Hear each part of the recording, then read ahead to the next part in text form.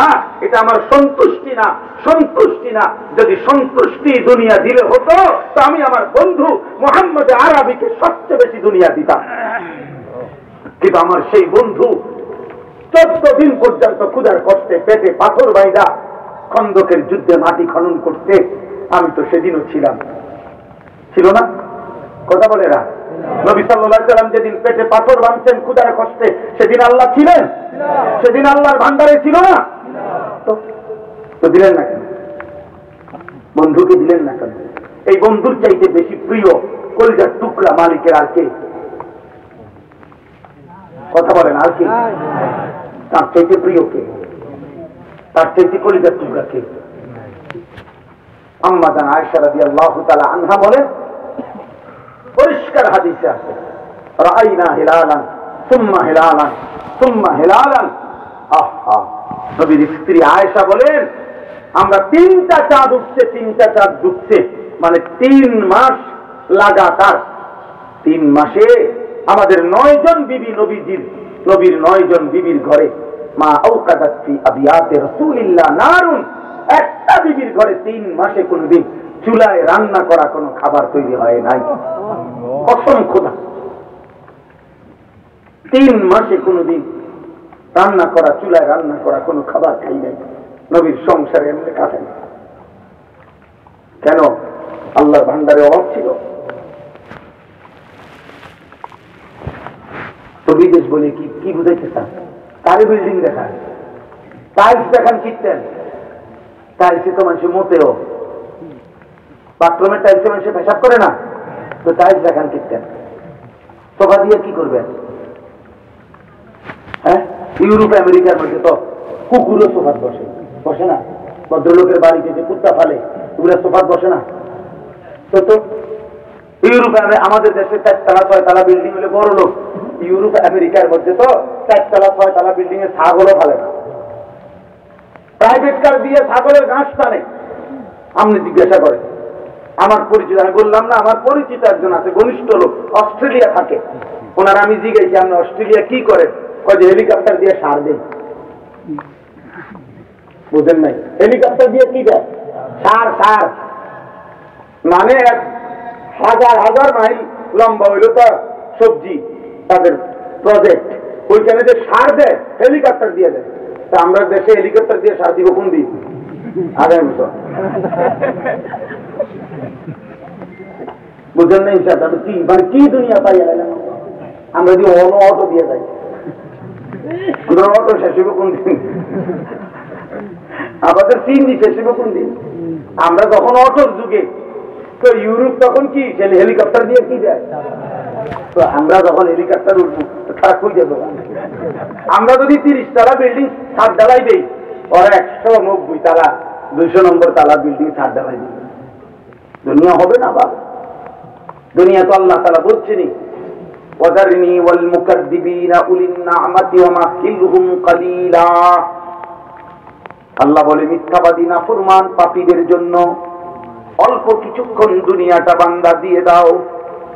ওয়া মাহিলহুম কালিলা, অল্প সময় নাফরমানকে দুনিয়া দাও বান্দা, মাত্র 50 বছর তারে খাইতে দাও, 60 বছর তারে দুনিয়া ভোগ করতে দাও, 70 বছর দুনিয়া ভোগ করতে দাও।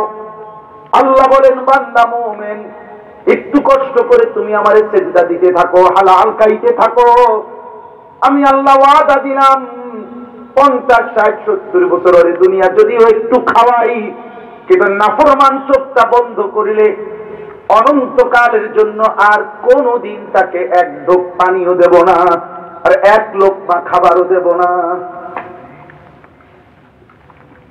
আর কোনদিন কবরে হাসরে জাহান্নামে আর কোনদিন পানিও মিলবে না, খাবারও মিলবে না। এমন কষ্ট পাবে, এমন আযাবের মধ্যে থাকবে, লা ইয়ামুতু ফিহা ওয়ালা ইয়াহইয়া। জাহান্নামী প্রতি সেকেন্ড মা বুঝবে সে মরেও নাই, বাঁচেও নাই, এমন আযাবের মধ্যে সে ভাববে পড়ে থাকবে। ইন্নাল মুজরিমিনা ফি আযাবি জাহান্নাম খালিদুন। আল্লাহ বলে, সমস্ত নাফরমান পাপী জাহান্নামের আযাবেই থাকবে চিরস্থায়ী। ইউফাত্তারু আনহুম ওয়া হুম ফীহি মুবলিসুন। আল্লাহ বলেন লক্ষ কোটি কোটি বছরেও জাহান্নামের আযাবের মধ্যে এক সেকেন্ডের বিরতি দেওয়া হবে না। আল্লাহ আমাকে মাফ করে দেন। হুম ফীহি মুবলিসুন, জাহান্নামী লক্ষ কোটি বছরে কোনদিন একবারের জন্য হাসবে না, কোনদিন হাসবে না। হুম ফীহি মুবলিসুন, অনন্তকাল বিষণ্ণ আর মলিন হয়েই থাকবে। কুল্লামা আরাদু আন ইয়াখরুজু মিনহা উঈদু ফিহা। কোরআনুল কারীমে আল্লাহ বলেন আগুনের সাগরের মধ্যে ঢেউ খেলে খেলে জাহান্নামী যখন জাহান্নামের পারে আসবে আর উঠতে চাইবে, ফেরেশতা তৎক্ষণাৎ আরেকটা লাফতি দিয়া তারে আগের জায়গায় ফেরত দিয়ে দিবে। কি মস্কারি পাইছে?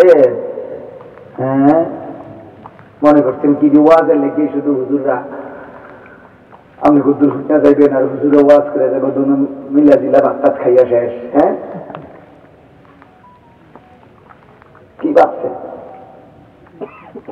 কাম খেয়ালি করবেন না। প্রিয় কিশোর নওজোয়ান, এমন একটা রাত কেমনে কাটাও যে রাতে একটা সিজদাও দিলা না? এমন একটা দিন কেমনে কাটাও যে দিনে তোমার মালিককে একটা সিজদাও দিলা না? তুমি কি কোনো মুসলমানের ঘরে জন্ম নাও নাই? তোমার মা মুসলমান না? তোমার বাবা মুসলমান না? তোমার ছোটবেলায় জন্মের পরে আযান দেয় নাই, কানে কামত দেয় নাই? তোমার কি শত শতবার মসজিদের ইমামের কাছে বলে নাই তোমার জন্য বাবা যে হুজুর আমার পোলাটার লেগে দোয়া করে আল্লাহ যেন মানুষ করে? মা কি 2টা বছর বুকের দুধ পান করাইতে গিয়ে লক্ষবার আদর করে গালে মুখে চুমা দেয় নাই?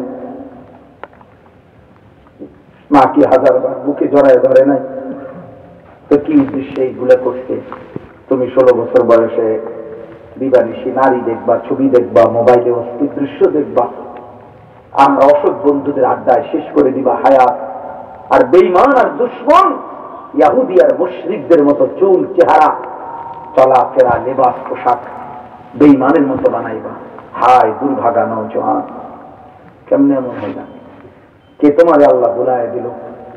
কে তোমারে মদিনার বন্ধু ভুলায় দিল? যে বন্ধু 23 বছর তোমার জন্য কাঁদছিলেন, সারা রাত সারা রাত সারা রাত উম্মতের জন্য নবী কাঁদছেন। আম্মা জানা এসে বলছে দিনের পর দিন আমি দেখছি নবী এত কাঁদা কাঁদতেন, দাঁড়িয়ে দাঁড়িয়ে উম্মতের জন্য কাঁদতেন আর দোয়া করতেন। হাত্তা তাওয়াররামাত কাদামাহু, নবীর স্ত্রী আয়েশা বলেন প্রতি রাতে দেখতাম নবীজির পা মোবারক ফুলে ফুলে যাইত, ফুলে ফুলে যাইত, পাটা ফুলে যাইত।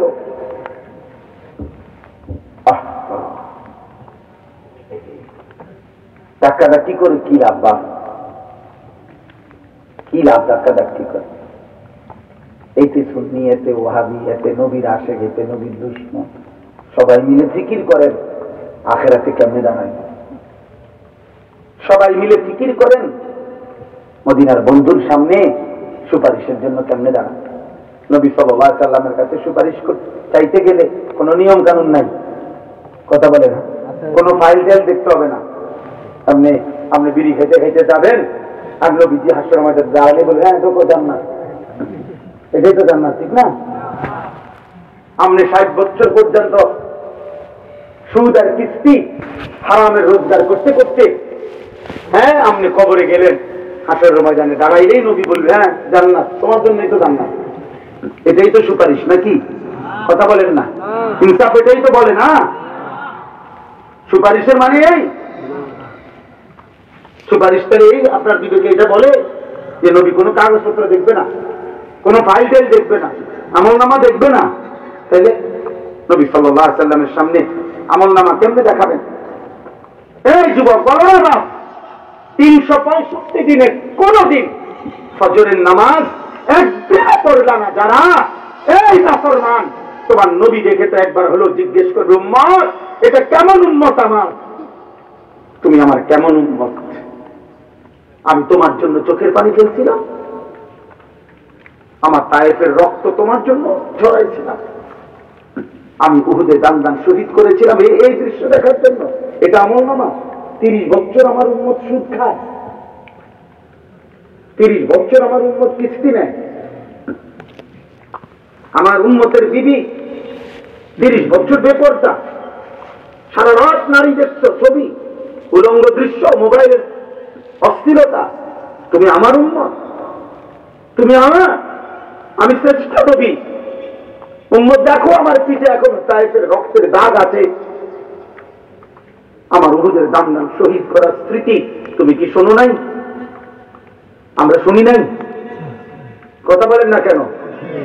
তায়েফের রক্তের কথা নবীর শুনেন নাই? উহুদের দান দান শহীদ করা নবীর কথা শোনেন নাই? পেটে পাথর বাঁধা নবীর কথা শোনেন নাই? সারা রাত দাঁড়িয়ে থেকে উম্মতের জন্য চোখের পানি ফেলা নবীর কথা মনে নাই? শোনেন নাই? এত কিছুর বিনিময়ে আপনি দাঁড়ায় যাবেন আর আপনার সুপারিশ করে ব্যস্ত। হ্যাঁ, কিতা আসলে কিতা সুপারিশ কি? মামুর বাড়ি? হ্যাঁ, আখেরাত কি মামুর বাড়ি? আপনার চাচার শ্বশুর বাড়ি? মস্কাই না? তাহলে নবীরা কাঁদবেন কেন? আউলিয়ারা কাঁদবেন কেন? সমস্ত আউলিয়া কেরাম কাঁদছেন বেশি না হাসতেন বেশি? সমস্ত সাহাবায়ে কেরাম কেঁদেছেন বেশি না হাসতেন বেশি? সমস্ত আম্বিয়ায়ে কেরাম কাঁদছেন বেশি না হাসতেন বেশি? তো কাঁদছেন কেন? আল্লাহর হুকুম যে পালন করে এই জন্য দুঃখে কাঁদে। হ্যাঁ, কথা বলেন না কেন? উনি তো আল্লাহর ইবাদত করেনি, তবে কাঁদে খা। হযরত আবু বকর সিদ্দিক কেন কাঁদছেন? এই জন্য যে উনি নামাজ পড়ে নাই। হযরত ওমর কেন কাঁদছেন? এই জন্য যে তিনি আল্লাহর হুকুম মানে নাই। তো কেন কাঁদছেন? কাঁদছেন এত বন্দেগীর পরেও, এত ইবাদতের পরেও, 24 ঘন্টা আল্লাহর আনুগত্যের পরেও আখিরাতের ভয়ে কাঁদছেন, হাসরের মাঠের ভয়ে কাঁদছেন। আহা, আল্লাহ নিবে কিনা, গ্রহণ করবে কিনা, আমলনামা ডান হাতে আসবে কিনা, মিজানের পাল্লায় নেকি ভারী হবে কিনা, ফুলসিরাত পার হইতে পারবো কিনা, এই ভয়ে ভয়ে মৃত্যু পর্যন্ত চোখের পানি ফেলছে। দোস্ত, আমি বলে গেলাম বাপ, আর যদি কোনোদিন আসতে না পারি, প্রিয় ভাই আমার, বন্ধু আমার, এমন সুন্দর জীবন নষ্ট করেন না। এই পৃথিবী আমনে ছাড়াও থাকবে, আমনে থাকবেন না। রং তামাশার এই পৃথিবী, স্বার্থপর এই দুনিয়া। আমার মৃত্যু বা আপনাদের কারো মৃত্যুতে 1 মিনিট থামবে না, ঘড়ির একটা সেকেন্ডও থামবে না। কিচ্ছু, কোনো সিএনজি, কোনো অটো, কোনো দোকান, কোনো মানুষের রং তামাশা কিছুই বন্ধ হবে না। আমি শুধু চলে যাব। কি এটাই সত্য না? কথা বলেন না? এটাই সত্য। ওয়াজাআত সাকরাতুল মাউত বিল হক। আল্লাহ বলছে সত্য সত্যই মৃত্যুর যন্ত্রণা চলে আসবে বান্দা। যালিকা মা কুনতা মিনহু তাহিদ। এই মৃত্যু থেকেই তুমি বারবার পলায়ন করেছিলে। তুমি রহম করো, তুমি আখিরাত ভুলো না বান্দা। আল্লাহ বারবার বলছে, বান্দা আমি 23টা বছর আমার বন্ধুর কাছে পুরো একটা কোরআন 30 পারা নাজিল করে বারবার বলাইছি। আমার বন্ধু কত বলছে, কত বলছে, দুয়ারে দুয়ারে, দাঁড়ে দাঁড়ে। নবী সাল্লাল্লাহু আলাইহি সাল্লাম বলছেন কিনা? নবীজি সাল্লাল্লাহু আলাইহি সাল্লাম হযরত ফাতেমা রাদিয়াল্লাহু তাআলা আনহা, ওনার কলিজার টুকরা কন্যা ফাতেমার ঘরের দুয়ারে ফজরের নামাজের ওয়াক্তে কসম আল্লাহ, নবী নিজে দরজার কড়া নাড়তেন আর বলতেন, ফাতেমা কুমি লিস-সালাহ, মারে নামাজের জন্য উঠ মা। আনকিজি নাফসাকে মিনান নার, ফাতেমা জাহান্নামের আগুন থেকে নিজেকে বাঁচা মা। ফাইন্নী লা উগনি আনকে মিনাল্লাহি শাইআ। নবীজি বলতেন, ফাতেমা আমি মুহাম্মদের মেয়ে, এই কথা বললে আমি হাসরে তোর কোনো উপকার করতে পারবো। তোমার সেজদা তোমারে দেখাইতে হবে মা, তোমার পর্দা, তোমার শরীয়ত, তোমার বিধান, আল্লাহ তাআলার গোলামি তোমাকে দেখাইতে হবে। মুহাম্মদের মেয়ে বললেই হবে না, মুহাম্মদের চাচা। নবীজি আব্বাস চাচাকে বলতেন, চাচা, মুহাম্মদের চাচা বললে হবে না। নবীজি তার ফুফি সাফিয়া বিনতে আব্দুল মুত্তালিব, আপন ফুফি সাহাবিয়া ছিলেন, মুমিনা ছিলেন, ওনাকেও বলতেন ফুফি, মুহাম্মদের ফুফি বললে হবে না। আপনার সেজদা, আপনার ঈমান, আপনার আমল, আপনার আখিরাত আপনি সাজাইতে হবে। তাহলে যদি তিনি তার স্ত্রী, তার কন্যা, তার চাচা, ফুফি ওনাদেরকে এই কথা বলে থাকেন, তো আমাদের ব্যাপারে নবী সুপারিশ তো করবেন, 1 কোটি বার করবেন, এটা তো ঠিক আছে। হাউসে কাউন্সিলরের পানি তো দিবেন, কিন্তু কোন নিয়ম কানুন আছে কিনা? কথা বলে না কেন? কোন ফাইল কাগজপত্র আছে কিনা? তো সেইটা বলেন। আল্লাহ আমাদেরকে বুঝ দান করে। অতএব মাহফিলের মূল মাকসাদ তো আখিরাতের অনুভূতি হৃদয়ে জাগিয়ে দেওয়া। শুধু শুধু খেল তামাশা, গান বাদ্য, অশ্লীলতা, বেহায়াপনা, গল্প গুজব, কৌতুক, হাসি ঠাট্টা, বিনোদন, মজাক, অনর্থক কাজে জীবন নষ্ট না করে। যত কিছু কোরআনের ভাষায় আল্লাহ তাআলা বলেছেন লাহবাল হাদিস, যত কিছু আল্লাহ ভুলায় দেয়, যত কিছু আখিরাত ভুলায় দেয়, যত কিছু ইবাদতকে পিছায়া দেয়, আল্লাহর হুকুম পালন, নামাজ রোজা বন্দেগীকে পিছিয়ে দেয়, তত কিছু লাহবাল হাদিস। আল্লাহ বলেন এই শেষ কথা আমার, অমিনান নাসি মান ইয়াশতারি লাহবাল হাদিস। আল্লাহ তাআলা বলেন মানুষদের মধ্য থেকে যারা প্রতিনিয়ত লাহবাল হাদিস, অসার অপ্রয়োজনীয় কথাবার্তা কাজকর্ম সংগ্রহ করে, লিয়ুযিল্লা আন সাবিলিল্লাহ, নিজে এবং অন্যকে আল্লাহর পথ থেকে পথ হারা করার জন্য, বিগাইরি ইলমিন, মূর্খতা বশত, অজ্ঞতা বশত, অর্থাৎ যে আল্লাহ চিনে না, আখিরাত চিনে না, ঈমান আমলের কর্তব্য চিনে না, ওর কাছে আসলে কোনো ইলমই নাই, ওর কাছে আসলে কোনো জ্ঞানই নাই। ওয়ায়াত্তাখিযাহা হুজুয়া, আল্লাহ বলেন এবং আমার দ্বীনকে, শরীয়তকে যে হাসি ঠাট্টা তামাশা বানিয়ে ফেলে, উলাইকা লাহুম আযাবুম মুহিন, এমন তামাশাকারী, এমন ফুর্তিকারী, এমন গান বাদ্য, অশ্লীলতা, বেহায়াপনা, আমার নাফরমানিতে ডুবন্ত ব্যক্তির জন্য রয়েছে মর্মান্তিক আযাব, আযাব, আযাব। অতএব মেহেরবানি করে নিজের উপরে দয়া করে, এক বেলা কামাই রোজগারি, আরেক বেলা খামখেয়ালি, এই হইল আমাদের অধিকাংশের জীবন। এক বেলা 8 ঘন্টা, 10 ঘন্টা, 6 ঘন্টা, 9 ঘন্টা কিছু কাম কাজ করে, আর বাকি টাইম কেউ মোবাইল টিপে, কেউ বসে বসে মুরব্বীরা চা দোয়ানে বা ঘরে এখানে টেলিভিশন দেখে, কেউ বসে বসে গল্প করে, কেউ পান খায়, বন খায়, বিড়ি খায়, কেউ গল্প গুজব করে, কি কয় না কয়, কথা দরকারি না বেদরকারি। মহিলারা হয় পাশের ঘরের মহিলার সাথে গল্প করে, নইলে পাউডার টাউডার লাগাইয়া সাজে, আর নাই তো টেলিভিশন দেখতেছে, মোবাইল দেখতেছে। তার মানে কি, এক বেলা উপার্জন, আরেক বেলা কি কামখেয়াল। এই জীবন আখিরাত। তাহলে পরকাল সাজাবেন কখন? কবর সাজাইবেন কখন?